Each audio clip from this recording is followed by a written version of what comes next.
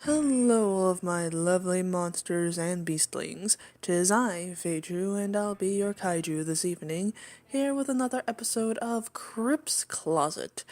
Today's closet that we will be opening is about, quote-unquote, Mary Sue culture, or, well, something of the sort, since that culture is, well, dead at this point. But this was the topic voted on, and also a topic that came to mind because I know this topic was talked to death in other videos around what I think was in 2015 or 2016.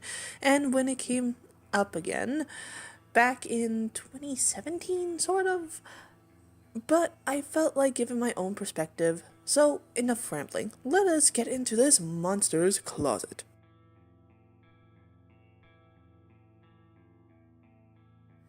Let's see. What makes a character a Mary Sue?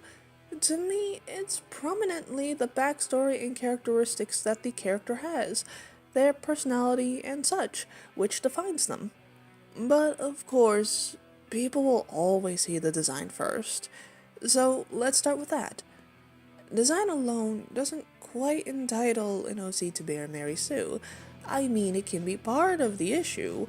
However, it's not the main drive of it.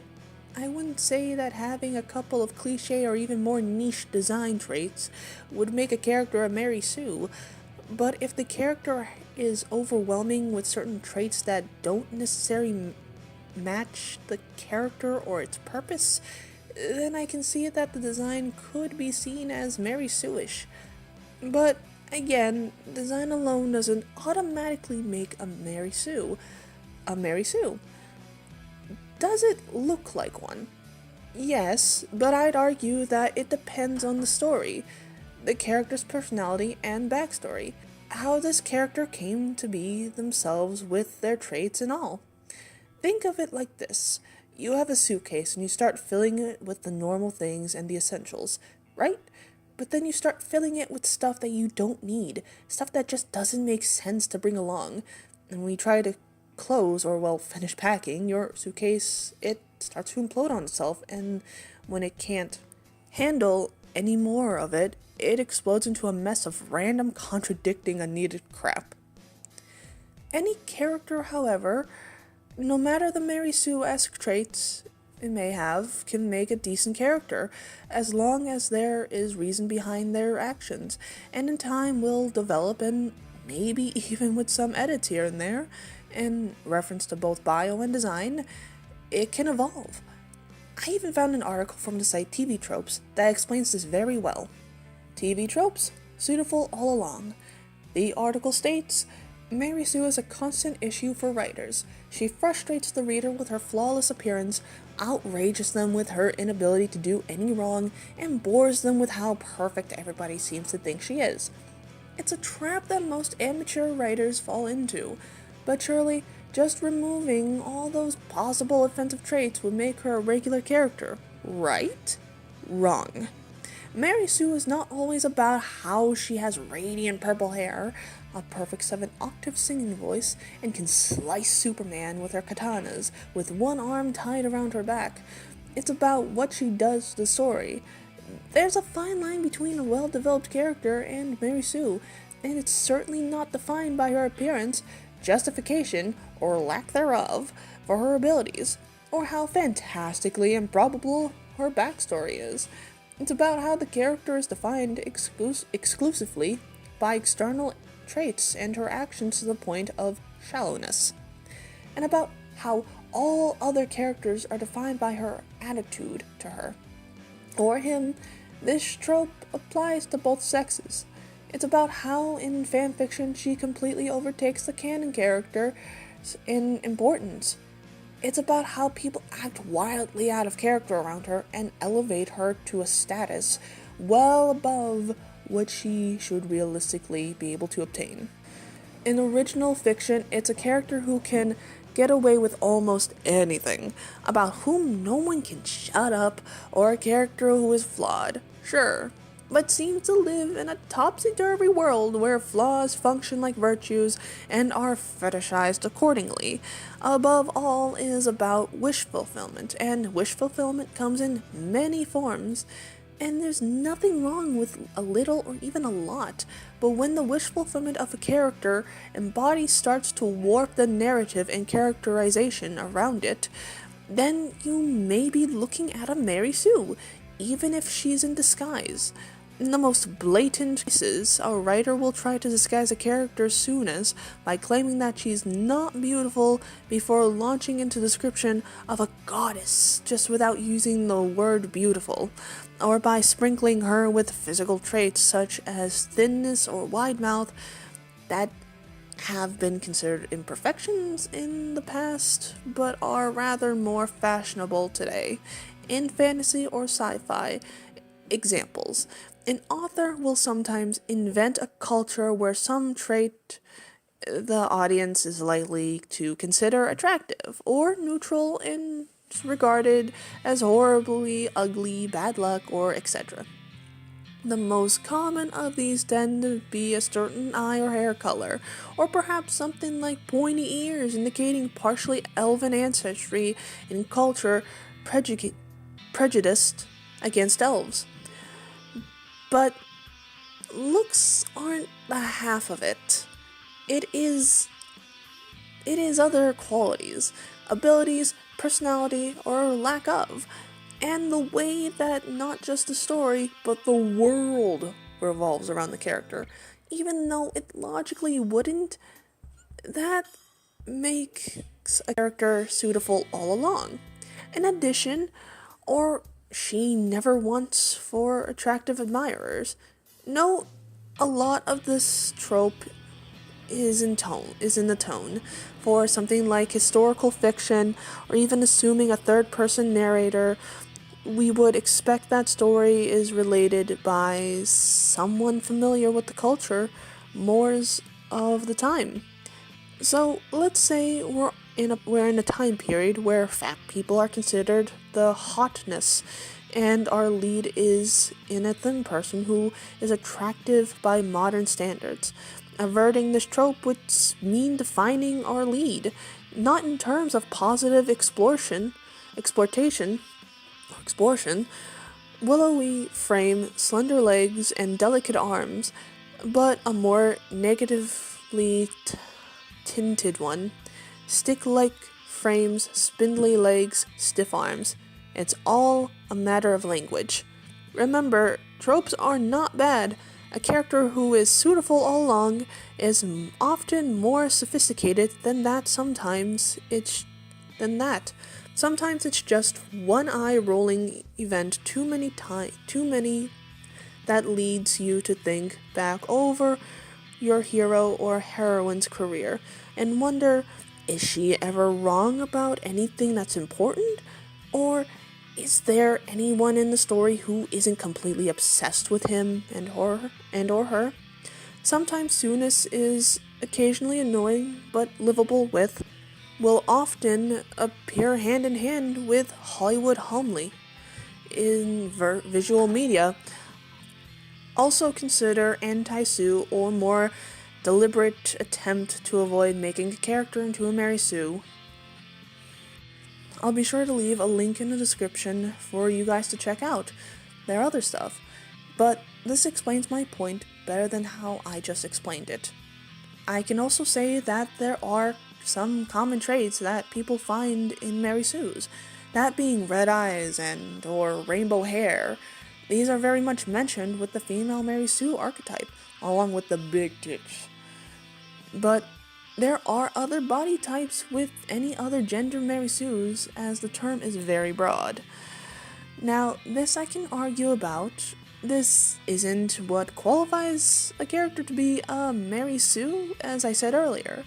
I agree that a character having a very unnatural or unhealthy looking body type isn't a Mary Sue trait, but just bad character design unless you're going with a specific art style that has this going on. Like Tim Burton, for a big example. He uses very over-exaggerated body shapes to fit his style and bring a unique looking appearance to characters to make them different and stand out next to each other where you can identify who's who.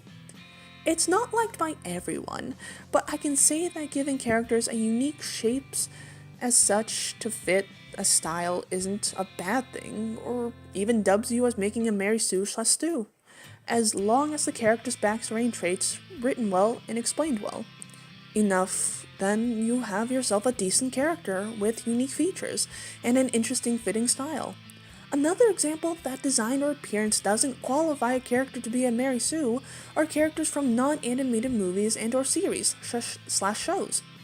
Will have just a normal looking appearance to them, but their personality and backstory and traits are what you would see in actual Mary Sues, like Bella Swan from Twilight. She is called a Mary Sue by those who aren't fans of her. Now, let's see. Why? Let's see. Does she have rainbow hair? No. Does she have over-exaggerated body shapes and or kitsch? No, not exactly. Are her eyes two different colors, or are they even the overused eye colors Mary Sue's would seem to have? No. And is her outfit anything out of the norm? No. So appearance-wise, she looks fairly normal, but apparently it's her traits that make her seem like a Mary Sue to people. I can't say she is because I've never really seen much of the movie or even the other ones, but I'm using this as an example on what people think of her. So again, it isn't always appearance that makes a character automatically a Sue. It's mainly bio and story that would qualify them as such.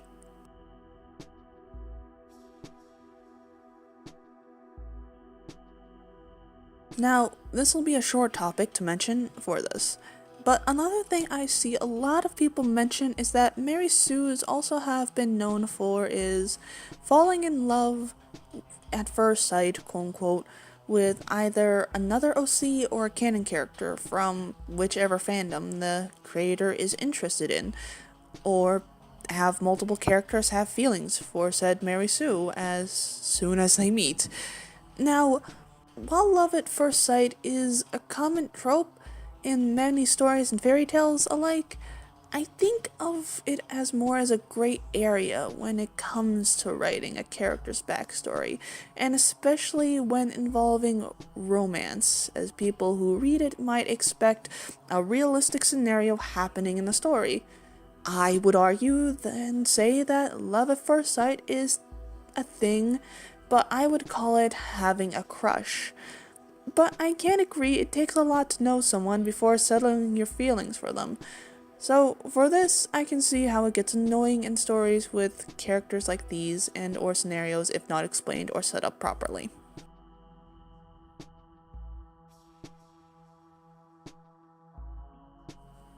Well, let's see. From what I can tell and understand from just asking others for their thoughts on the matter, the common reason is that when the author criticized, they will pull a temper tantrum. Not every creator will do that, but it can go in two different directions. Number one being when the creator of the character is criticized, they could either take the critique or calmly decline it. But then there's scenario number two, where the creator will pull a full-on tantrum and say almost every cuss word in the dictionary, and say half of the insults that have been said over history, and make threats to that extent. A prime example I will use, and I apologize if I'm beating a dead horse, is Princess Elizabeth 013. I will be honest, I wasn't involved, nor was I aware of the drama initially. I only ever stumbled upon videos that would pop up in my recommended feed on the side of the video list. And so it caught my attention, and I began to watch the videos on what she has done. Like as I stated earlier, she'd pulled a big ol' kaiju-sized tantrum and cussed everybody out and called a lot of people vulgar and crude things and names. And yes, for those who aren't aware who she is and what she has done, she would even threaten those who would try and critique her and those who, well, trolled her. Mainly death threats. All because of her getting trolled. And she would pull a fit when her characters were critiqued on. even those who genuinely wanted to try and help her, improve her character, were treated like this. And now, do know that I have heard she is slowly changing for the better? So please don't go after her. It's dead drama that happened a few years ago. She's starting to change, so let's let her improve, shall we? Now back to the topic.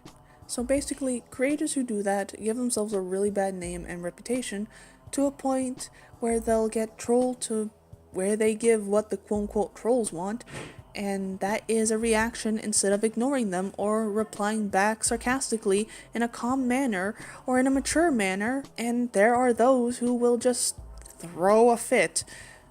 Also, Mary Sue's are seen or made as a cardboard cutout and seem perfect in every way, where everything is always easygoing and smooth sailing for them, where they have no flaws. So, as a whole, I suppose it depends on any of the scenarios I stated earlier. It also concludes to how each one plays out and what reaction is made.